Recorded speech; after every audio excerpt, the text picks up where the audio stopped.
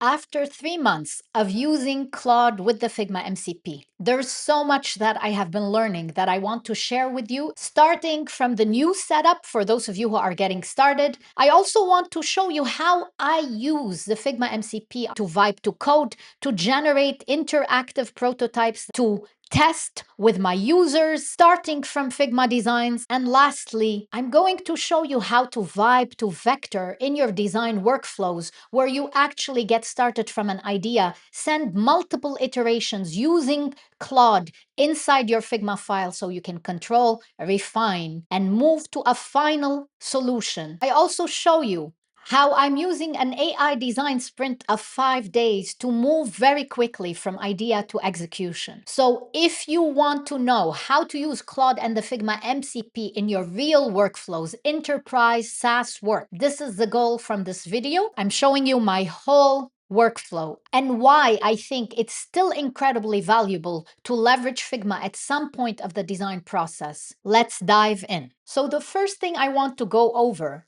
is the setup for the Figma MCP with Claude, which is much simpler than 3 months ago when we had to do it. If you are already set up, feel free to skip to the next chapter. But if this is your first time, you are in luck, because 3 months ago when we had to do this, I had to show you how to use the terminal. Today, it's so much simpler. The first step that you would have to do is download Claude Desktop. I'm providing you a link in my description below that will allow you to download Claude Desktop either for Mac OS or for Windows. Once you download it, it will be a DMG file, and all you would have to do is move Claude to your applications folder. You double click, open it, and of course, you will need to go through some authentication. Now, to use the Figma MCP, you need at least a Claude Pro account, because you need to use Claude Code, and that is inbuilt with the Figma MCP. Now, if your intention is to use Claude within your terminal, then I highly recommend you follow my previous setup. And if you are a designer or a product manager, I highly recommend that you use Claude Desktop. It's much more intuitive, and you will be able to do almost everything that you need from this chat interface. There's chat, code, and cowork, but most of the time I use chat because it saves me on my token usage. Now, assuming you have your Claude Desktop, let me show you how to connect the Figma MCP. You need to come here to customize. This is where you have access to skills and connectors. If you don't know how to use Claude Desktop yet, please watch the other videos I created for you where I teach you about skills, about Claude Cowork, all these differences. But for now, you need to come to connectors, and this is where you would connect different tools that you have. Come to search and search for Figma. You will see for me, I've had it connected before. I just disconnected to show you how to do this. And once you find the Figma connector, click on connect. And this should open an authorization window in your browser that looks like this. So what you will have to do is click agree and allow access. And once you've done that, you will be prompted to open Claude once again. So when you look at your connectors, you'll have Figma over here. You will see inside the Figma plugin or the Figma connector, you have all the different Figma tools that you need. There are read-only tools, there are interactive tools. I am giving it always allow because I know that whatever actions I want to do here, I want to give them permission. It's up to you. You can leave it to the default earlier because you haven't used it yet. And that means it will ask you for certain permissions when you work with the Figma MCP. And this is all the setup that you have to do. Fortunately, they've updated it to become intuitive. You don't need to download Claude Code separately. All these things that we've had to do before are right now resolved by simply downloading the Claude Desktop and the Figma connector being added. In order for you to understand what we're doing or the different workflows in the Figma MCP with Claude integration, it's very important that you know what are the different Figma skills that you have access to. Again, I'm giving you a link in the description for the documentation from Figma Learn, where you can go dig into each one of these skills and understand it deeper. I also have a video for you where I go through each one of these skills and I explain it in details. But for now, I want to focus on the Figma skills that are most essential to designers who are still wanting to work within Figma. And those are Figma Implement Design and Figma Use. And it's very important that you understand the difference. The first one I'm going to show you is Figma Implement Design. The target of Figma Implement Design is code. That is the deliverable that you will get. It will generate HTML. Now let's talk about real scenarios where you as a designer would still need to vibe to code. So the first scenario, if you've had a design already existing in Figma and you wanted to make it interactive enough so that you can test it. Some of us have tried to do this in Figma Make, but unfortunately, there were so many limitations, so that's why we're doing this with Claude and the Figma MCP. To show you this example, I'm using a SaaS dashboard created by Irina Lohush from the Figma community. Let's say that this is your design. Now you want to test it. However, you want to make it more interactive in such a way that, for example, if I double click on one person, it will open on the side a right side panel, but I haven't designed for that yet. And I want to try to do that with Claude. For the Figma Implement Design, you at least need read access. If it's your developer with a dev license, they will be able to perform the following task. Important tip when you come to Claude, make sure to work in projects because you will see as you start working with it more often, you will have endless recent chats and it will be very hard for you to find different things. So make sure to create a project. So in my case, I'm creating a project called SaaS Workflow and giving a simple goal here. And now, if I were to pin this project, it will appear right here. In the first chat, I am going to create the screen that we just saw in Figma using the Figma MCP. However, I'm going to show you a comparison of doing exactly the same thing with the same prompt, but using only a screenshot,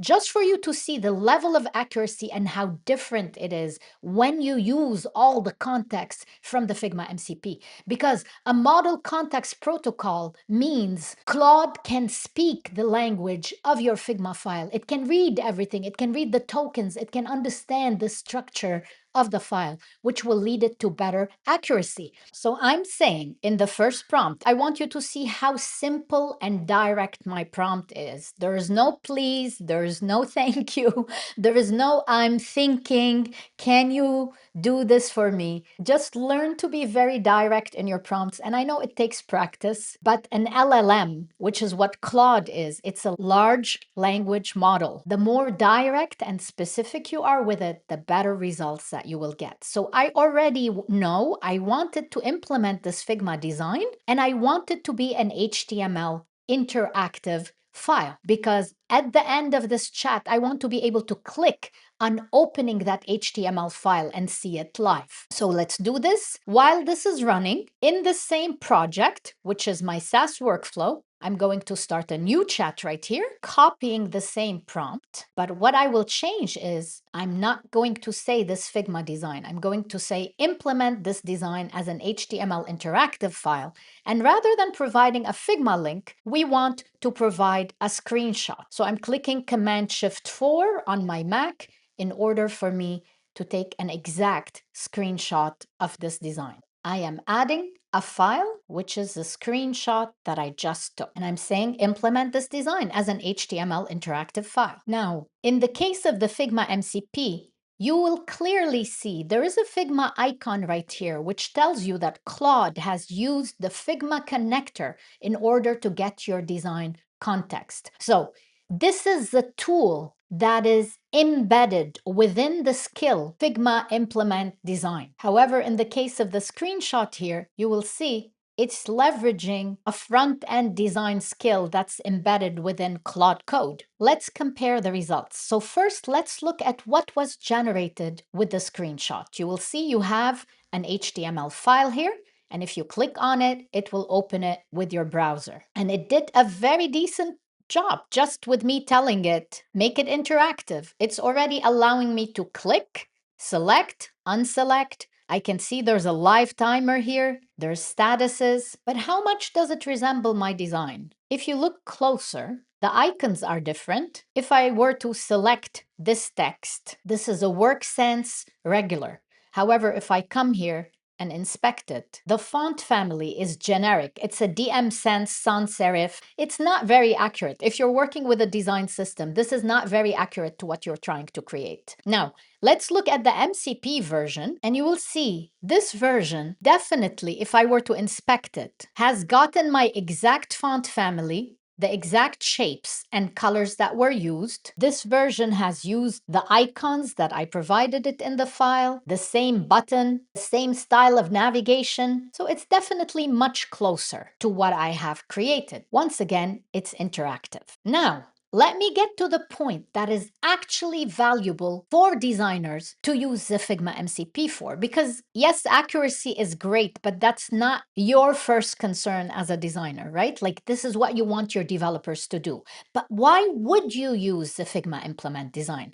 Like we said, you may want to test this interactive prototype, or you need some help to make things interactive without having to go do it yourself in the Figma file. So this is when I would start adding instruction. I would vibe to code with Claude to create these features. Now we have this HTML built. So I want to be very specific with my prompt and add the feature that I'm looking to create. So I'm saying when a user clicks a row of information, create a right side panel that should open with more details on each user. The side panel will allow actions like scheduling appointments or editing user info. And here you go. Claude created this, so let's test it. If I click on one row, it opened a right side panel, and you can see the exact action items that I asked for are provided here for me. There's an option to reschedule. I can even edit the reschedule. Wow, it created the calendar for me where I can select the timing and confirm the reschedule with a notification. This is fantastic considering how tiny is the prompt in my description that I gave it. So I'm hoping you see the value here. You're starting from a design, but you're adding features here. Features that you can make interactive right away so you can test. Of course, it needs refining. Like for example, you can see the margin here for the table got cut off. So we could prompt Claude further to enhance it. But this is a real SaaS workflow where I'm starting from something and I want to add features. And that is incredibly powerful, incredibly fast, rather than you going back and having to design it yourself. And most importantly, this feature becomes most significant for designers when you've connected your design system to Claude. See, right now, we are working in a random project that we created here. But imagine if your code base is the project that you are working from. I've shown you some other videos where we use a design system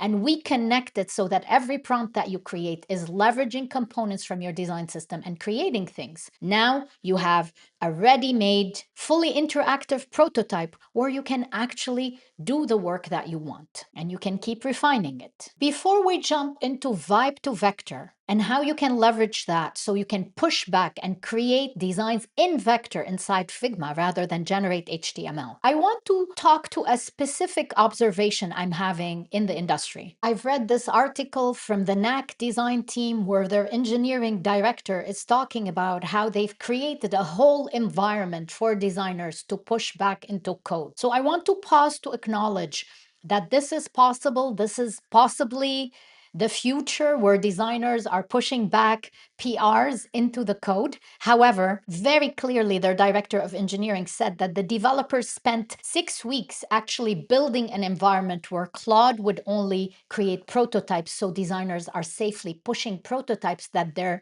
developers can leverage. But I want to back up here and talk about my personal experience. I have been running a pilot in my work environments for different teams where we're testing the Figma MCP and Claude integration to do a 1-week design sprint to move within 1 week from idea to execution at the speed of AI with a specific timeline where we iterate, vibe to vector, vibe to code, do everything possible so that by the end of the 5-day sprint, we have a complete prototype that is ready to test or ready to be handed over to developers after further validation with stakeholders. And one thing that we have been all noticing is that there is a limit to vibe coding or vibing to vector. There's always a limitation where you feel, okay, this is how far Claude can take you. And designers are having that need and that instinct to jump into the file and move things around because this is what we do. And this is where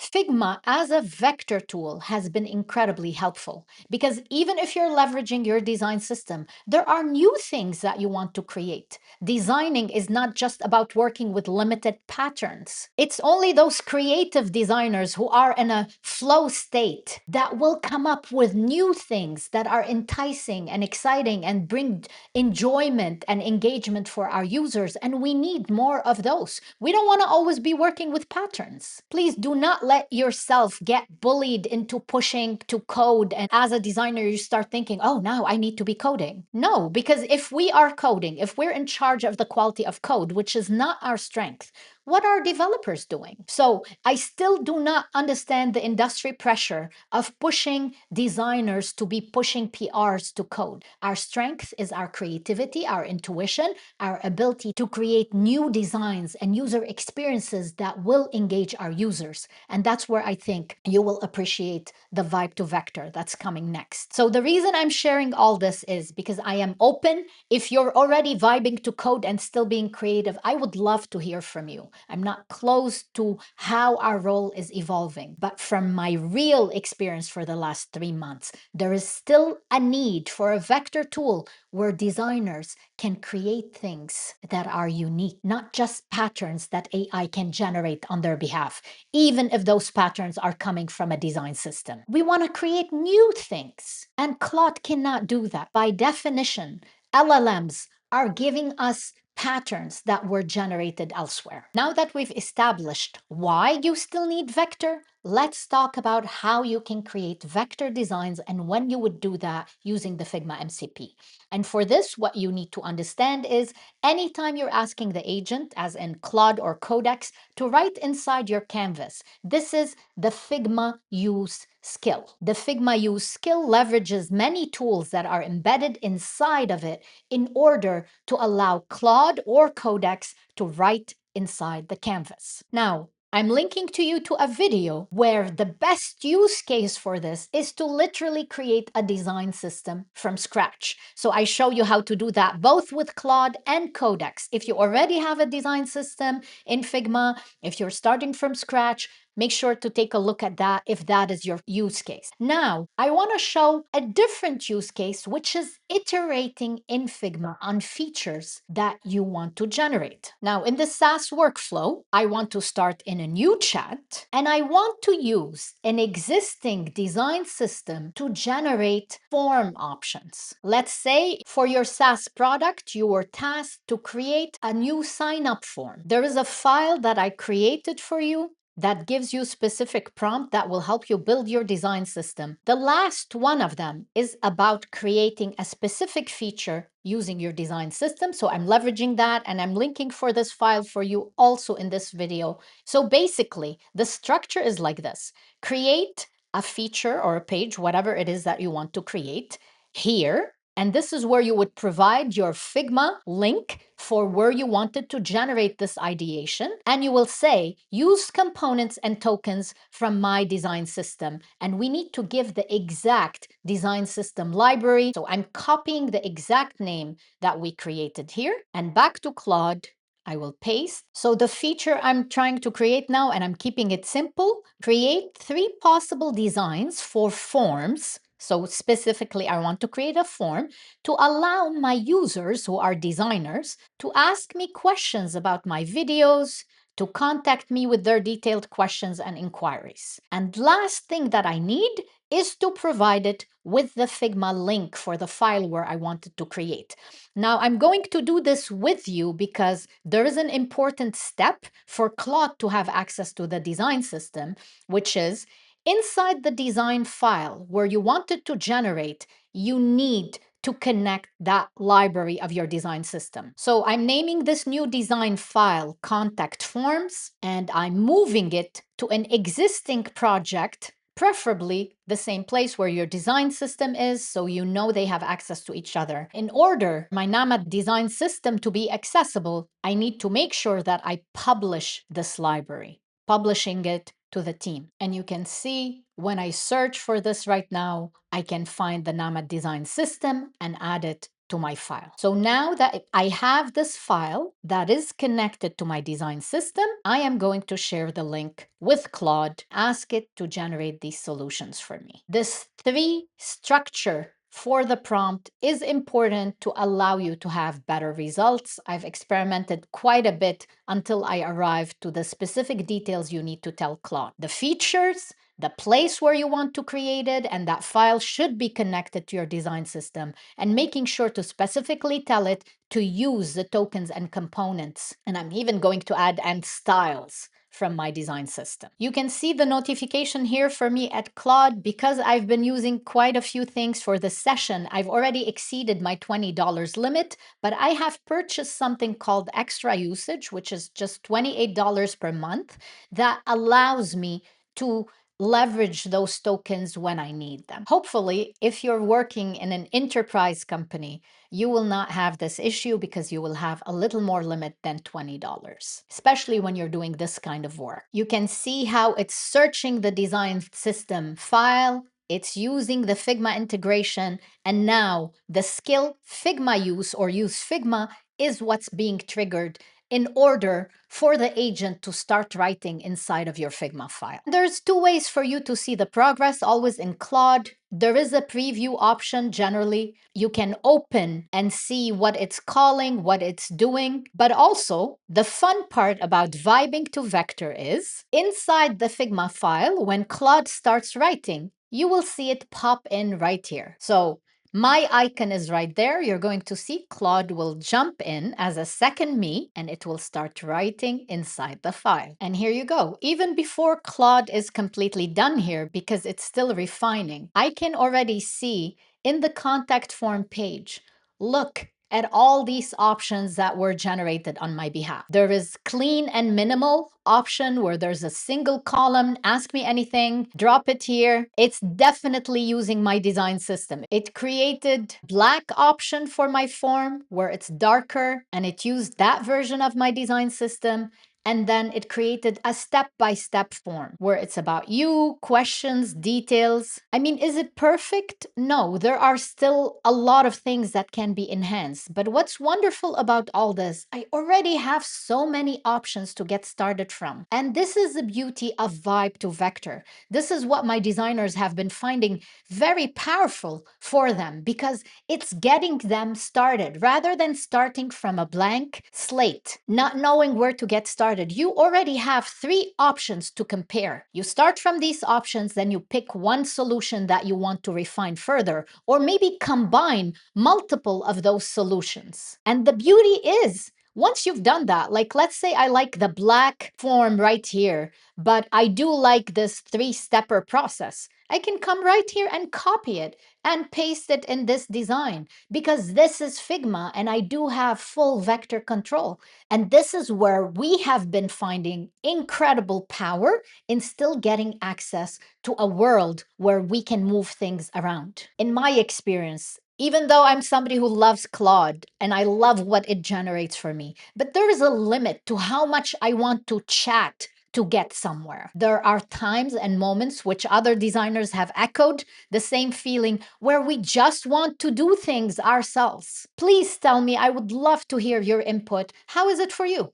Are there moments when you want to do something yourself rather than just ask the LLM to do it on your behalf? If you are in this category, then Vibe to Vector is definitely a very powerful asset for you, because once you've refined things, this is where you can have a final version, you can build once again in HTML, you can enhance and iterate. I hope you found this tutorial helpful. I know there's a lot to still cover, and as soon as I'm learning new things, I am sharing them immediately with you. So hopefully it is helping your process as well. If you're interested in getting these tutorials as soon as I share them with you, make sure to hit that notification button and select all notifications so they appear on your feed as soon as I release them. You're welcome to also join our community. I'm creating a space where designers can have their custom needs addressed, and I can be there to support them define and solve for their workflows. And as always, I love to hear from you. So please share with me in the comment what's your experience with this tutorial? What else are you trying to learn and where you're at? Thank you so much for sharing my journey.